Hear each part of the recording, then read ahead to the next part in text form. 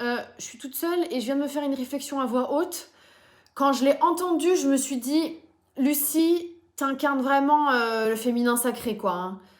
Je cite donc, putain, mais pourquoi je mouille alors que j'ai un tampon? Ça n'a aucun sens. Ah bah non, mais j'ai dû me pisser sur le fil.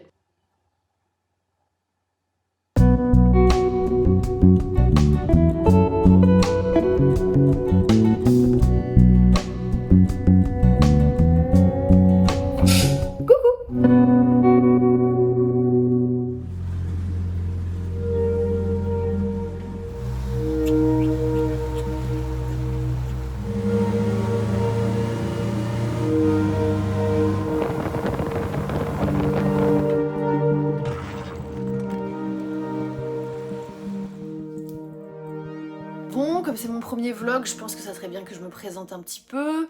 Je m'appelle Lucie, j'ai 33 ans et j'habite nulle part. J'habite nulle part. Hein. D'ailleurs, c'est ce dont je vais vous parler le plus, je pense, pendant cette petite présentation.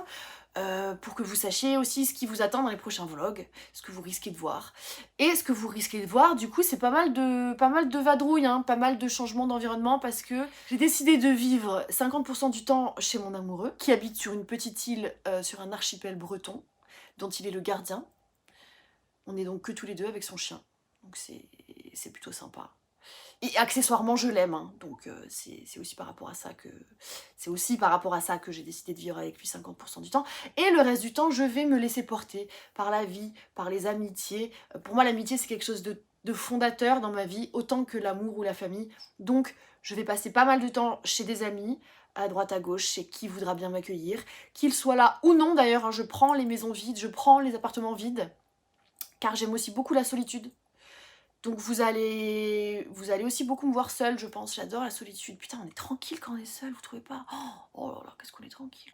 Je vous présente le bébé le plus heureux du monde, qui rigole tout le temps et que ses parents n'ont quasiment jamais vu pleurer en 6 mois. Jamais vu pleurer en 6 mois. Je pense qu'il y a des parents qui vont péter un câble en entendant ça. Tu fais quoi? On vole?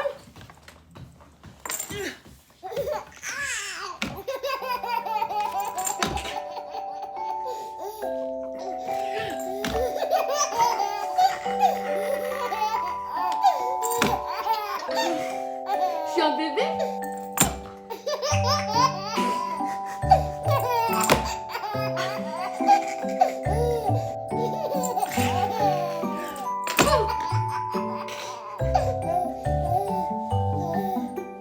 J'espère que tu lui as bien mis une couche parce que je vais le faire se pisser dessus. Bon, je vous présente mon amie Nathalie, jeune maman, nouvelle maman. Tout à fait. Et alors Nathalie, quel est ton bilan au bout de 6 mois de maternité? C'est un très bon bilan parce qu'il y a un mix entre un bébé quand même assez facile. Franchement, il faut reconnaître qu'il y a des bébés où un bébé facile et surtout une bonne égalité avec son père. Et ça aide. Mais oui, c'est ça que je voulais aussi. J'avais pensé que j'avais envie que tu racontes parce qu'en fait, je crois que tu es la seule femme que je connaisse qui a à ce point, il y en a d'autres qui l'ont fait hein, dans mon entourage, mais qui a à ce point prévu en avance la répartition des tâches, quoi, et qui a aussi demandé, enfin exigé, Ouais. exigé du père qu'il soit hyper présent dès le début. Enfin, mais c'est même pas présent en fait. C'est-à-dire que toi, quand t'étais à la maternité et toute la période où t'as allaité au début, après avoir accouché, etc., t'as exigé de lui qu'il fasse tout. Ouais. Mais vraiment tout. Parce qu'en fait, il y a bon, déjà parce qu'il était à l'origine quand même du projet de la parentalité. Donc en fait, de base, je déculpabilisais complètement de lui dire on est d'accord, tu feras tout. Donc, c'était presque. Il voulait tellement un enfant qu'il me disait oui, je ferai tout. Et donc voilà. Non, et puis surtout, c'est surtout en fait écouter autant de podcasts sur les femmes qui ont eu des difficultés, ou qui ont fait des dépressions postpartum, ou pas forcément des dépressions, mais qui ont eu des difficultés. Alors, c'est trop de bruit ce livre, Arsène. Trop de bruit. Ce livre est affreux. En fait, d'entendre les témoignages de femmes qui ont eu des difficultés dans leur postpartum, dépression ou pas forcément, ça m'a aidé à me préparer et à me dire c'est quoi les clés de succès. Et en fait, il y a notamment cette fameuse charge mentale, tout ça, qu'il fallait complètement enlever. Bon, moi déjà de base je l'ai pas trop parce qu'il est déjà bien dans la répartition, mais je l'avais briefé dès le début, mais basé sur mes lectures. Hein. Je lui dis j'ai l'impression que vraiment la clé du succès sur à minima les 2 premiers mois, c'est que moi j'aurais tellement plus d'énergie après la grossesse, l'accouchement, l'allaitement et tout, qu'en fait il faudra effectivement que tu acceptes temporairement de tout faire, puis après ça se rééquilibrera. Et mes lectures aussi féministes m'ont aidé en fait à assumer ce choix. C'est-à-dire que j'étais pas mal à l'aise de me dire ça se fait quand même pas trop, je suis quand même en train de me préparer à tout faire. Bah non, en fait, t'en fais tellement plus. Et moi, j'aimerais que ça devienne la nouvelle norme parce que ça fait un moment que j'y réfléchis et qu'en fait, à un moment où j'avais un projet d'enfant avec mon ex-conjoint, je me disais, mais en fait, si moi je le porte 9 mois, que j'abîme mon corps, en plus, quelque part, il y a des traces quand même, des traces qui restent, tu te fatigues, tu peux pas trop travailler, etc. Tu mets ta carrière beaucoup plus sur pause que lui, tu souffres de ouf pour l'accouchement, potentiellement c'est. Mais derrière, pour moi, l'homme, il a une dette qui est monstrueuse en fait, et qui pourra même jamais être finalement remboursée cette dette, tu vois. Pour moi, c'est une dette qui est énorme, et que en fait, c'est absolument normal de faire tout derrière pendant un certain temps, absolument tout, et que la femme soit du coup un genre de princesse qui est honorée, remerciée pour le rôle qu'elle a, assumé de porter un bébé et de le mettre au monde, qui est quand même incroyable, tu vois. Il y a un livre que j'ai beaucoup lu qui s'appelle Le Mois d'or, que j'ai trouvé super parce que c'est justement de ressortir un petit peu ce qui se fait dans certaines cultures encore aujourd'hui, mais surtout avant, un peu on célèbre la femme justement après son accouchement, en faisant tout pour elle. Ça se perd vachement dans nos sociétés. J'avais lu des témoignages sur internet qui disaient que ça se faisait beaucoup au Maghreb. Exactement. Que pendant 1 ou 2 mois même, la femme était limite allongée. Exactement. Et à part allaiter son bébé. C'est ça. Et t'avais aussi une forme de sororité avec les mères, les cousines, les grands-mères et tout qui viennent. Aujourd'hui ça se perd, mais du coup je m'étais dit mon conjoint et le congé paternité d'1 mois aident vachement pour ça c'est génial. Et donc du coup j'avais lu Le Mois d'or où vraiment j'avais trouvé ça beau la manière dont c'était dit. C'est pas en fait putain moi je l'ai porté pendant 9 mois et j'ai accouché, donc maintenant tu fais tout. Non, c'est plus en fait je vais avoir besoin aussi de repos pour moi retrouver plus vite mes forces, donc j'aurai besoin 100% de ton aide, et en plus c'est pour justement aussi parce que je veux être dédiée à 100% à ce petit être, l'allaiter, tout en reprenant moins des forces, donc il faut que tous les deux en fait on soit bien. Et en fait du coup je trouve que ça valorise aussi vachement l'homme de dire en fait tu seras là vraiment le rôle protecteur, peut-être un peu presque à l'ancienne, le père de famille, tu vois, au sens patriarche. Parce que et en fait c'est ça, au sens patriarche, là vraiment, là prends-le à bras le corps ce rôle, parce que, et en fait lui il le prenait vachement parce que il trouvait ça aussi génial parce que lui il avait très peu, il s'était quasiment pas occupé de bébé avant, donc en fait changer les couches, le porter, il était assez mal à l'aise, donc en fait limite je sentais que le premier moment il était à fond sur ok en fait je vais tout faire ce que moi je maîtrise, la logistique, donc il faisait le ménage, la bouffe, il allait chercher le tir et tout ça, toute la logistique ça il maîtrise, il était en zone de confort, donc il redoublait d'efforts pour le faire bien, mais parce que justement il avait conscience que moi j'étais pas du tout en zone de confort, mais que je le faisais quand même, de devoir gérer ce petit aide, il pleure, qu'est-ce qu'on doit faire, et du coup il faisait tout pour que je sois bien parce qu'il savait que en fait c'était une charge encore plus grosse que j'avais. Moi j'ai eu aussi ah oui attention, il y a aussi un truc à apprécier, moi j'ai eu beaucoup de chance pendant mon postpartum, j'étais pas du tout seule parce que c'est ça, mon mec déjà il rentre tôt, lui il commence tôt le matin, à max 17h il est là. Et déjà, entre un père qui rentre à 17h et un autre qui a des horaires de bureau plus classiques, qui rentre à 19h30 voire 20h, mais déjà les 3 heures elles font la diff. Primo. Deuxio, il y a aussi ce truc de moi j'ai des potes justement du stand-up notamment qui du coup sont dédiés à leur art, donc ont du temps l'après-midi.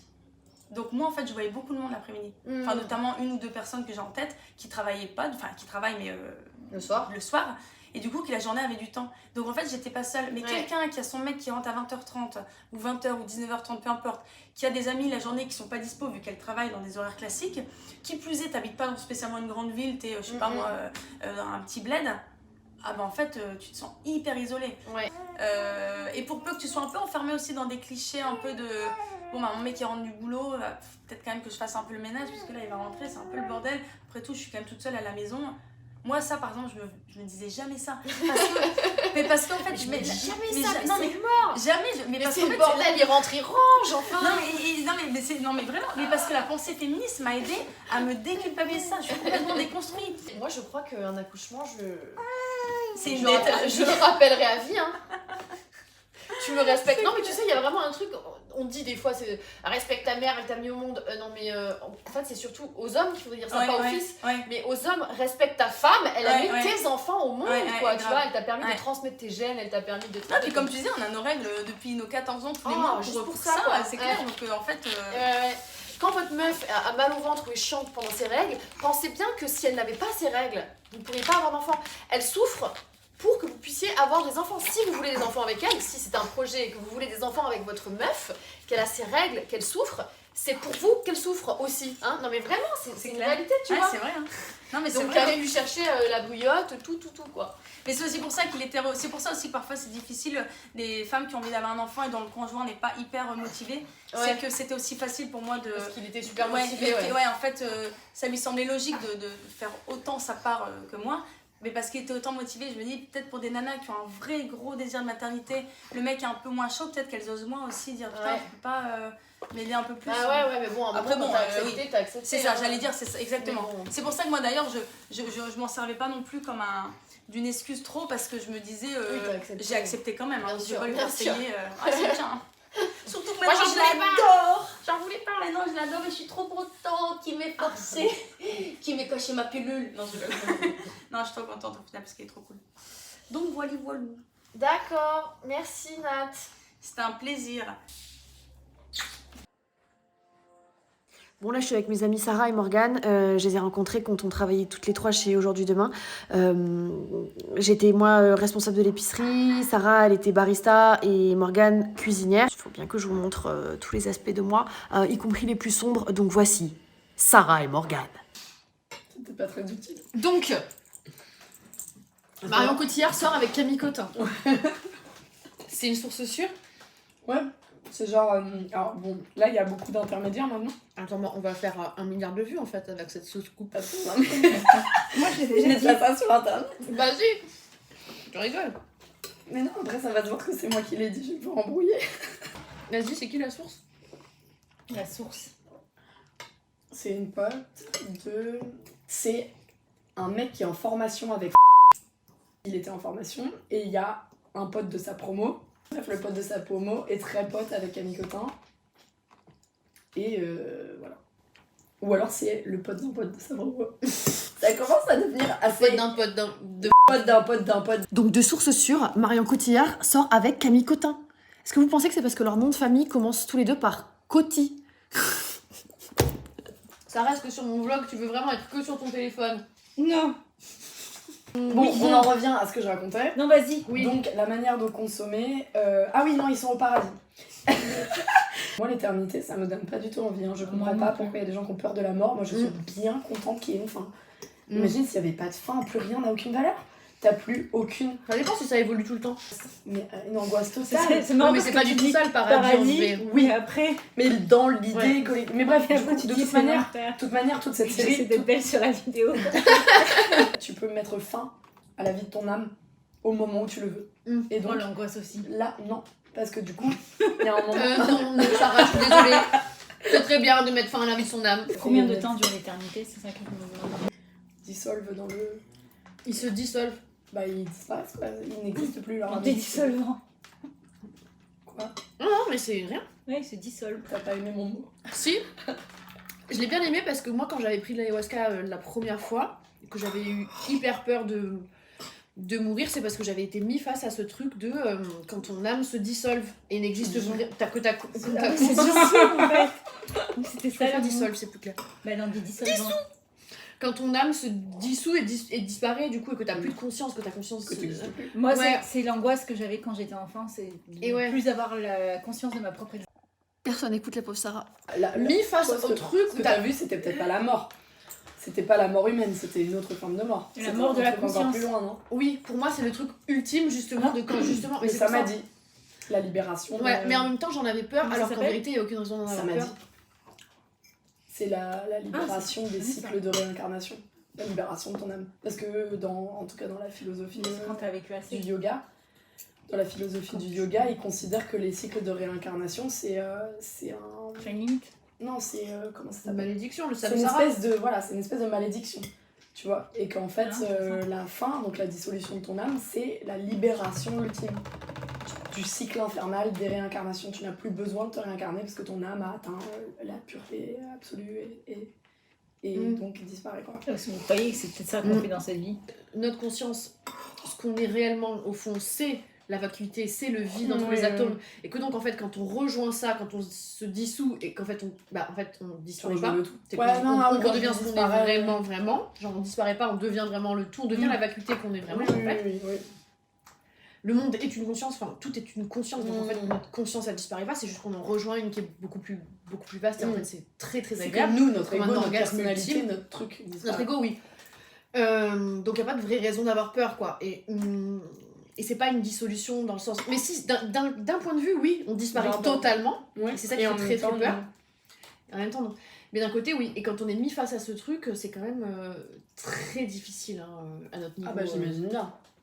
Mais surtout que là, on t'a montré ça à un moment où... Ah bah j'étais pas du tout prête. T'étais pas prête.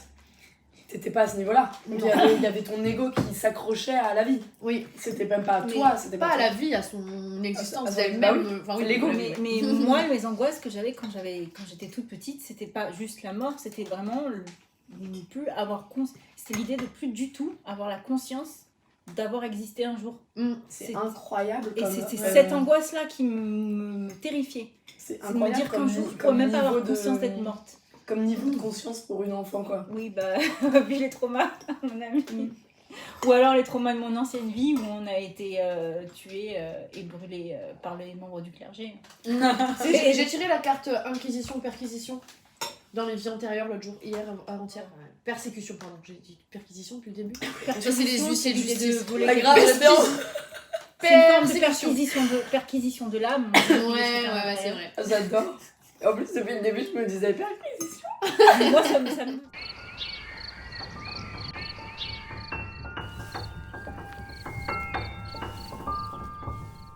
Je suis hyper contente de vous faire ce dernier face cam parce qu'en fait j'ai les cheveux propres et j'espère que vous n'avez pas remarqué, mais en fait sur l'intégralité des images qui précèdent, j'ai les cheveux extrêmement sales. Ce qui est quand même un peu paradoxal pour moi parce que je suis une personne assez stressée par son apparence physique. C'est d'ailleurs une des raisons pour lesquelles j'ai tant hésité et tant retardé la sortie de cette chaîne YouTube et de ces vlogs. Et du coup, j'avais décidé de tourner mon premier vlog cette semaine-là, tu vois, cette semaine-là. Et je vous jure que la vie a mis sur mon chemin tout un tas d'obstacles pour que je sois obligée de sortir ce premier vlog avec les cheveux sales. Voilà, comme peut-être une espèce de geste thérapeutique. Donc n'hésitez pas à me féliciter dans les commentaires. En fait, non mais je vais vous raconter quand même, c'est un truc de malade. Bon, je pars de Bretagne, j'ai déjà les cheveux un peu sales. Là, j'ai pas d'excuses, ça arrive de temps en temps, tu vois, ils sont un peu sales, mais ça passe. J'arrive chez ma première amie à Paris, elle n'a pas d'eau chaude. Donc je décide d'attendre encore 1 ou 2 jours de plus, je vais chez ma deuxième amie Morgane, je vais pour me laver les cheveux, elle n'a pas d'eau froide. Coupure exceptionnelle de toute l'eau froide dans l'immeuble. Putain, l'univers, ils ont privé tout un immeuble entier de gens d'eau froide pour me faire dépasser un petit peu mes complexes physiques comme ça. C'est incroyable quand même, je suis désolée les gars. Du coup, je me suis pas lavé les cheveux parce que c'était de la lave brûlante qui coulait de sa douche, tu vois, c'était impossible. Donc là, je suis chez ma sœur en Auvergne. Ils ont un grand gîte magnifique. Aïe! Je crois que je me suis assise dans des orties. Ouais, je me suis assise dans des orties. Aïe! Aïe! Je suis chez ma sœur donc en Auvergne. Je vais y passer une grosse semaine toute seule. Je vais m'occuper un peu de leur gîte, des arrivées, des départs des gens. Je vais m'occuper un peu aussi de leur jardin pendant qu'ils sont en vacances. Après je vais retourner 15 jours sur mon île et après les 15 jours d'après je vais chez une amie qui a un resto vegan, Clémentine, à Angers. Je vais l'aider un peu avec son resto vegan parce qu'elle l'a lancé il y a pas longtemps, elle est toute seule, voilà, en échange du gîte et du couvert. En fait mon nouveau concept de vie finalement c'était un petit peu d'être une woofeuse de l'amitié, voilà, c'est ça. Ça te dit ou pas?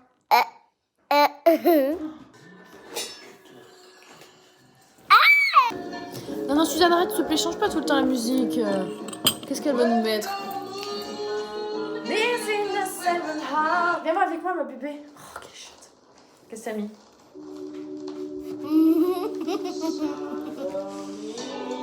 Suzanne, t'as mis une chanson qui s'appelle Sodomie.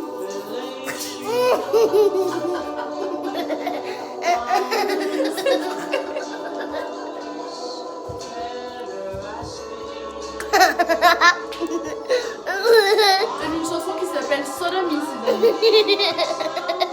Tu sais pas pourquoi tu rigoles, j'espère.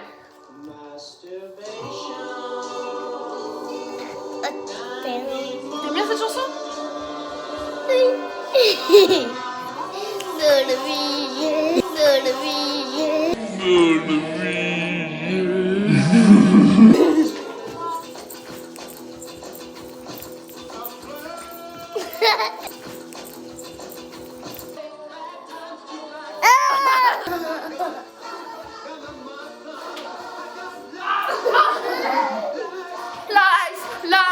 Life. I'm hairy, high and low. Don't ask me why. Don't. It's not for.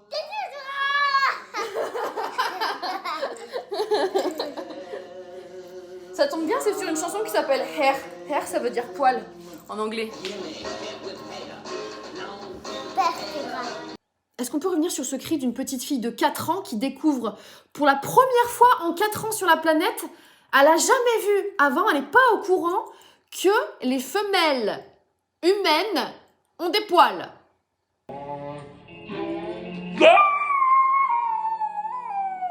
Vertébrale.